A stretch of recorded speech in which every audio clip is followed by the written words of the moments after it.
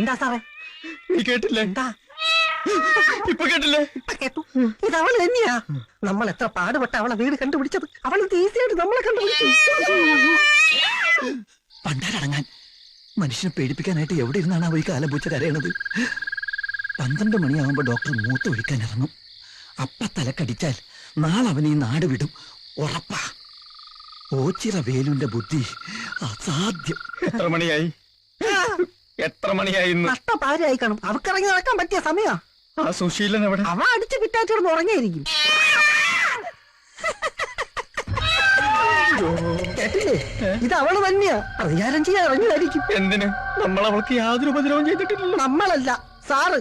Polling ബൂത്തിൽ വെച്ചാൽ സാറിന് അവള് നോട്ടായിട്ട് കാണും.